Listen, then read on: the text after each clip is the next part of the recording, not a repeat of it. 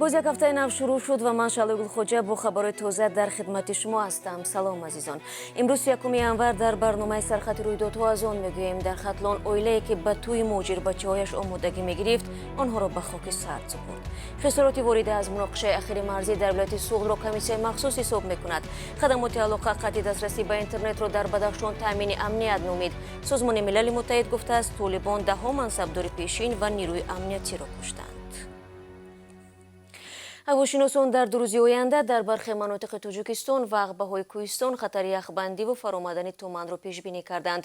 Ба қавли Кумитаи ҳолатҳои фавқулодда дар роҳҳои Душанбе Чаноқ, Душанбе Лахш, Душанбе Рашт, Душанбе Сангвор, Ванҷ Хорух, Хорух Ишкошим ва Мурғоб эҳтимоли резиши тарма зиёд аст. Барои пешгирӣ аз ҳодисаҳои нохуш ба сокинон тавсия дода мешавад, ки аз ҳадди аксари эҳтиёт кор бигиранд. Ронандагон бодиққат бошанд ва пиёдагардон бидуни шитоб ҳаракат кунанд. хисороти расида ба сокинони ҷамоати деҳоти Хоҷаи Аълову Чоркӯи шаҳри Исфара дар пайи задухурди марзии 27 январро комиссияи махсус муайян ва ҳисоб хоҳад кард. раиси вилояти Суғд ва раҳбарияти сохторҳои қудратӣ барои ошноӣ бо вазъи мардум ба ин минтақа сафар доштанд. дар суҳбат бо сокинони Хоҷаи Аълов ва Чоркӯ гуфта шуд, ки комиссияи ташкилшуда тамоми корҳои заруриро пеш мебарад. раҳбарияти вилоят итминон дод, ки аз ин ба баъд ҳама муноқишаҳо сари вақт пешгирӣ карда мешавад. рӯзи 27 январ марзи Тоҷикистону Қирғизистон шоҳиди боз як низои мусаллаҳона шуд, ки дар натиҷа 2 шаҳрванди Тоҷикистон куштаву беш аз 20 нафар аз ҳарду ҷониб маҷрӯҳ шуданд. хушунатҳо рӯзи 28 январ хотима ёфт ва ҷонибҳо пушти мизи гуфтугӯ нишастанд. дирӯз дар деҳаи наврафтори ҷамоати ваҳдати ноҳияи Вахш Нуриддин Файзиддинов ва 2 бародарзодаи ӯ Қобилҷон ва Қосимҷон Файзиддиновро ба хок супурданд. ин муҳоҷирон ҳамроҳ бо 3 зодаи дигари Тоҷикистон ҳафтаи гузашта дар пайи заҳролудшавӣ дар гармхонаи Волгогради Русия ба ҳалокат расиданд. ҷасадҳои ҳамаи онҳо, ки аз вилояти Хатлон буданд, субҳи 3 январ ба ватан интиқол дода шуд. дирӯз манзили Файзиддиновҳо дар деҳаи наврафтор, ки мебоист баҳори имсол тӯйхона мешуд, мотам дошт, зеро ба ин ҳавлӣ якбора 3 тобутро оварданд. калонишо ҳамои таваллуд 85 чанде ҳамуш 3 хача дора я писача дора. 4 фарзанда. Аду тагаш аким барои рӯзи ҳалол кунем, бирем кор кунем, бирем хонадорш кунем, ки ҳай насиби фалокат, насиби будштаги ҳамидаст. худованд амонат шуда ҳамуҷа чӣ кард. модараш ҳам нав ҷарроҳӣ бармада буд 3-4 рӯз шид. бисёр вазъияти ӯ ҳам безебтар. моро ҳамин гуфтанд, ки дар ҳамун теплиса ҳамин чиштият. ай гази баллони газ аз чиз ҳамида чиштият. мадҳуш шудан, беҳуш шудан, ҳамин дига ҳеҷ кас чӣ намена. ҳам як касе ахирун гӯшофтанд, ки чиштиаст. дар даш касаст, ки ӯ ҳам дабуи ҳам ӯ ҳам беҳуш шудан, ӯ мега дар реаниматсия ҳамун Волгоград мега хоб. намедига ӯ ба ҳуш омад наомад, гуфтанд, ки худованд медонад. баҳор мемадан калниша зан медоду, на хунаш кесадуна. нам хунаро ба ҳамра кесада. ана қобилаш, Қобилҷон. ана диемаш 2002 буд. ака гуфтанд, ки биям тӯй мекунема. иш бу додаршон 85 буд, 4 гудак дора. хай ҳамашу дар як хуна 23 гудакай дар як хуна. ҳарча гуфта буд яке зан метам. ҳарча гуфта буд, ки яке зан метам. хай ака насиб набудай фалокат дасташ. наздиконашон мегӯянд ҳанӯз дар бораи чӣ гуна фавтидани фарзандони худ иттилои пурра надоранд. фақат ҳаминро шунидаанд, ки дар гармхона чӣ ҳодисае рух додааст. хонаводаи Файзиддиновҳо дар ноҳияи Вахш гуфтанд, фарзандонашон дар Русия ба таври қонунӣ дар як ширкат кор мекарданд, аммо тасмим надоранд, ки ба зидди он шикоят баранд. дар робита ба марги 6 муҳоҷири тоҷик, мақомоти тафтишотии вилояти Волгоград бо иттиҳоми аз беэҳтиётӣ ба ҳалокат расонидани беш аз 2 нафар парвандаи ҷиноӣ оғоз карданд. ин банди қонун ҳамчун ҷазо то 4 соли зиндон ва ё корҳои ислоҳӣ ба ҳамин муддатро пешбинӣ мекунад. платформаи ҳамраҳии шаҳрвандӣ, ки аз созмонҳои ҷамъиятии Тоҷикистон ва 33 кишвари дигар иборат аст, дар як исорот аз барқарор нашудани дастрасӣ ба интернет дар вилояти мухтори Кӯҳистони Бадахшон изҳори нигаронӣ карданд. фаъолон аз мақомоти тоҷик талаб доранд, ки фавран дастрасӣ ба интернетро дар вилоят барқарор кунанд. дар пайи эътирози сокинон дар моҳи ноябри соли гузашта дастрасӣ ба интернет дар вилояти мухтори Кӯҳистони Бадахшон қатъ шуд. иломҷон атоев муовини раҳбари хадамоти алоқа имрӯз зимни нишасти хабарӣ вобаста ба сабабҳои қатъи интернет гуфт тибқи қонунгузорӣ мақомот вазифа доранд ки амнияти иттилоотиро таъмин кунанд, вале ӯ мушаххасан нагуфт ки дар вилоят чӣ хатаре ба амнияти иттилоотӣ ҷой дорад. қонунгузории Тоҷикистон ба мақомот иҷозат додааст ки дар ҳолатҳои фавқулода ё изтирорӣ ки ба амнияти кишвар таҳдид мекунад бидуни иҷозаи додгоҳ дастрасӣ ба интернетро қисман ва ё пурра маҳдуд кунанд.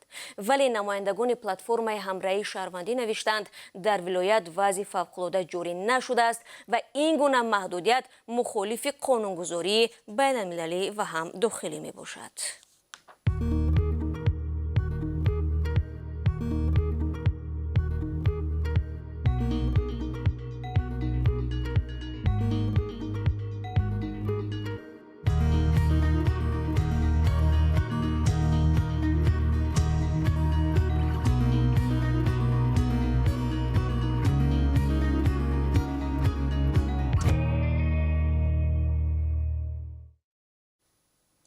шумо сархати рӯйдодҳоро тамошо доред.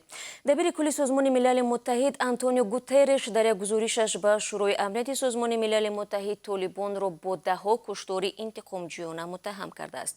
Толибон дар моҳи августи соли гузашта Афғонистонро таҳти тасарруф қарор доданд. Дар гузорише ки рӯзи якшанбе хабаргузории Reuters нусхаашро дастрас намуд, Гутерреш ҳамчунон аз Шӯрои амнияти Созмони Милал даъват кардааст ки барои рафъи ин вазъият талош варзида як ниҳоди нави нозири ҳуқуқи инсон дар Афғонистонро поягузорӣ кунад. Ба қавли дабири кул идораи Созмони Милал ҳамоно гузоришҳои қобили эътимод бо иттиҳоми кушторҳо, беному нишоншавии собиқ кормандони давлатӣ, афсарони амниятӣ ва ҳамкорони нирӯҳои байналмилалиро дастрас мекунад. Баъди беруншавии нирӯҳои байналмилалии зери раҳбарии Амрико аз Афғонистон дар моҳи августи соли 2021 Толибон афви умумӣ эълон карда буданд, вале ба навиштаи Созмони Милали Муттаҳид интиқомҷӯӣ хотима наёфт.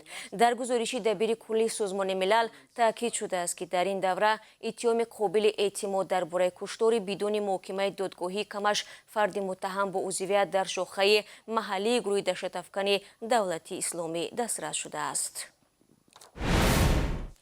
Як духтари навраси тоҷикро ки бо дастонаш роҳ мегашт ройгон дар Владикавказ ҷарроҳӣ карданд. Мавлудаи 13-сола бо иллати фалаҷ бо пои худ рост истода наметавонист. Ба навиштаи хабаргузории Осетия Ньюс навори бо азоб ҳаракат кардани ӯро намояндагони як созмони хайрия ба ҷарроҳ Казбек Кудзаев ба шаҳри Владикавказ пойтахти ҷумҳурии Осетияи Шимолӣ Русия фиристоданд. Пизишк бо дидани навор гуфтааст омода аст мавлударо ройгон ҷарроҳӣ карда ба пой хезонад. Як табиби тоҷик хароҷоти сафари мавлуда бо волидайнашро бар уҳда гирифт. Дар нимаи моҳи равон ҷарроҳии ин духтари тоҷик анҷом шуд ки тақрибан 4.5 соат идома кард. Ба бовари Казбек Кудзаев мавлуда дар ояндаи наздик мустақилона роҳ гашта метавонад. Барои комилан барқарор шудани саломатии наврас ӯ ва волидонаш то 1 моҳи дигар дар Владикавказ мемонанд.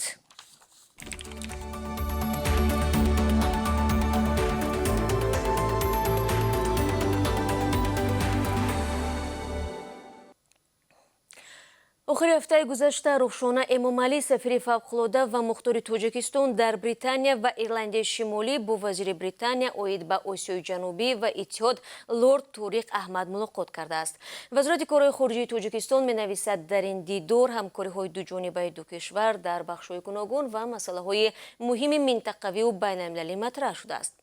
Рухшона Эмомалӣ духтари сеюми президент Эмомалии Раҳмон моҳи декабри соли 2021 сафири Тоҷикистон дар Британия ва Ирландияи Шимолӣ таъин шуд ва ҳамсари Шамсулло Соибов мебошад, ки ба унвони молики ширкати Фароз тоҷири матраҳ дар расонаҳои ғарбӣ ва яке аз монополистони тиҷорати бозори дохилии Тоҷикистон маъруф аст.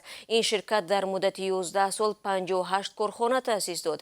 Эмомалии Раҳмон раиси ҷумҳурии Тоҷикистон пайваста аз сӯи мухолифон барои хешу таборбозӣ ва инҳисори қудрат танқид мешавад.